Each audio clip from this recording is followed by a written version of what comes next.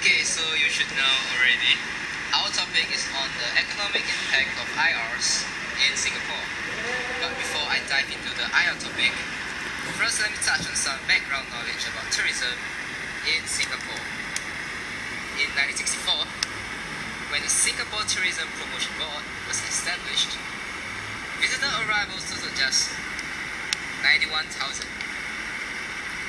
In 2006, visitor arrivals were around 10 million. Now, in 2007, that's when the tourism boom occurred. The Singapore tourism sector set a new record of 10.3 million visitors and generated an estimated $13.8 billion. And according to Euromonitor, which is a monitor that monitors our economy, Singapore is the world's fourth most visited country in terms of visitor arrivals, which led to the ingenious idea of developing IRs, which boasts to boost tourism in Singapore. Okay, now we are concerned with the role of the tourism industry in the Singapore economy. Changes in tourism expenditure will change the sales revenues of firms catering to tourist needs for different goods and services. As the recipients of the direct and indirect tourist expenditures spend their changed incomes, the demand for goods and services will change again. Thus, this leads to intense competition within our neighboring countries. And since Singapore has now more international receipts, there will be a change in GDP. Total value added and employment will be much larger than the initial change in the tourism industry.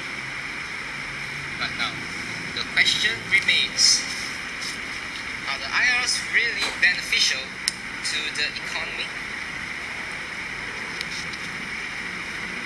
Now let's talk about consumption first. With the implementation of other amenities in the IRs, such as hotels, restaurants, shopping centers, theaters, museums and theme parks, more people will be able to purchase goods and services available with these amenities, causing consumption to rise. Also, implementation of these amenities is expected to create 35,000 new jobs. People will have more income and thus they will spend more on goods and services, resulting in an increase in aggregate consumption. Secondly, investment. Las Vegas Sands has invested an estimated amount of $5 billion in Marina Bay Sands, while Genting International and Star Cruise won the bid for Resorts World Sentosa. The investment by these foreign companies have brought about an increase in investments. Thirdly, government spending. Prior to the development of IRs, the government has committed $2 billion into the Tourism Development Fund. Lastly, exports and imports. When foreigners come to Singapore and purchase goods and services from the IRs, there are a transaction of domestically produced goods with foreign citizen and is considered foreign trade, in other words exports.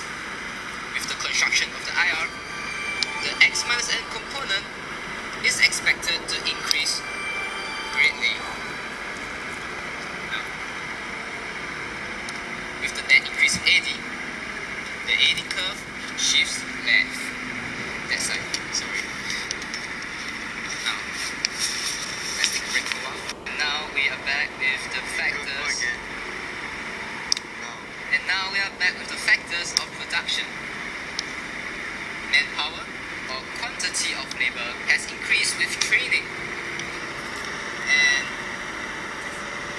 we with increased resources, our productive capacity of the economy increases, and thus the AF curve shifts right this way.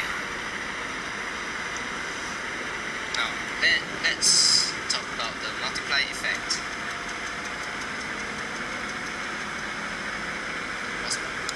Okay, now let me begin on the multiplier process.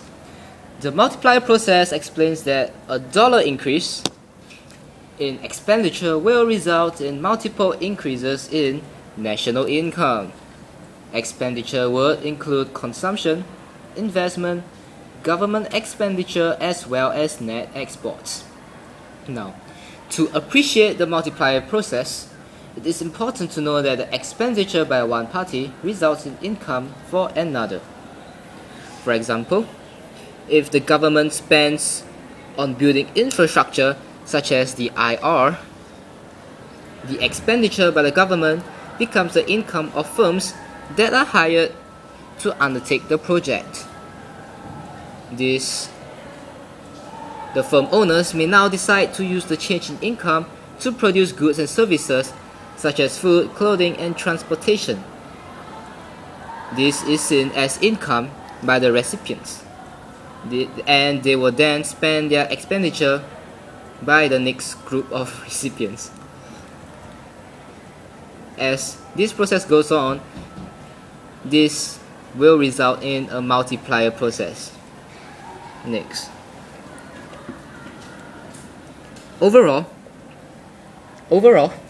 with the increase in AD as well as the AS, real national income will increase, resulting in economic growth.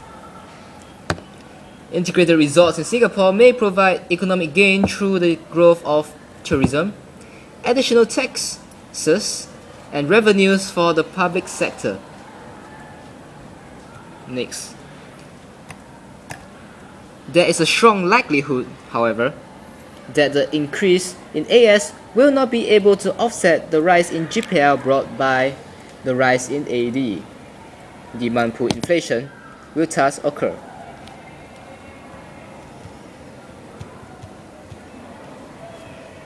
Internally, people will lose their confidence of the currency, and this makes them less willing to hold on to money and increase their spending, increasing total consumption and worsening inflation. The external effect includes effects on balance of trade, balance of payment, and external value of the currency. Inflation causes domestic goods to have a rise in price, and resulting in a fall in exports.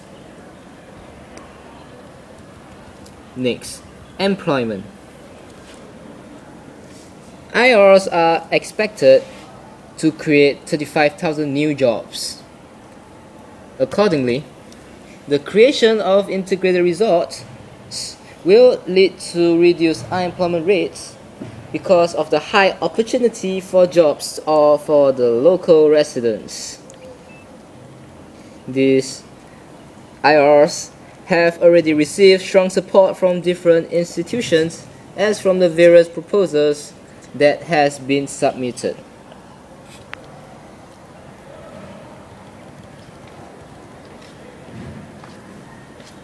With an increase in employment, the government will have an increase in revenue due to more income tax being collected and other indirect taxes. High employment will also reduce social crimes costs such as crimes. An increase in aggregate demand and aggregate supply will cause the real national income to increase. This sustained increase in a country's productive capacity and its real per capita income over time leads to economic growth. The benefits of an economic growth are the availability of more goods and services, as higher income levels per person will lead to such high consumption of goods and services. The cost of economic growth may be the social cost. As Singapore becomes more industrialized, violence and crime rates will increase, which then offsets the benefits as mentioned earlier. Now, I will talk about the negative impacts of the IRs on the economy.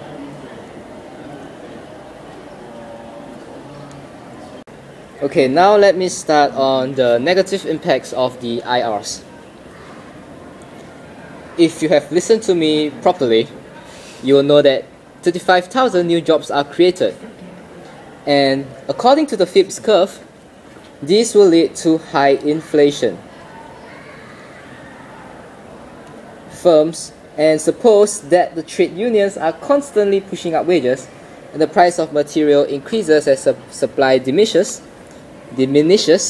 this drives up the cost of production of firms.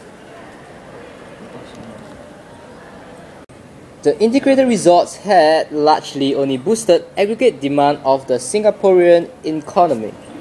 In an economy with enough spare capacity and resources to expand, the stark increase in AD will allow for a growth in the GDP without a large increase in price levels in general.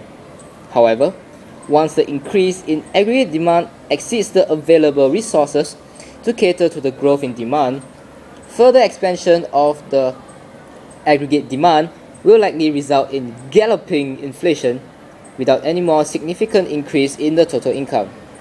And this will be a bane for the economy. Now, let's conclude our whole project. In conclusion, the IR is a good way of generating profits and drawing funds from abroad. As the world becomes more globalized and markets become more competitive, even the first world countries such as Singapore may face difficulties in maintaining its high standards of economic success. Thus, the implementation of the IRs is one angle that the government looked into to promote tourism. However, we must also be aware of the drawbacks that may arise with the implementation of the integrated resorts, such as high inflation, increased crime rates, and gambling addictions. That is all. Thank you for your kind attention and your cooperation. Please give us high marks. Thank you. Bye, YouTube.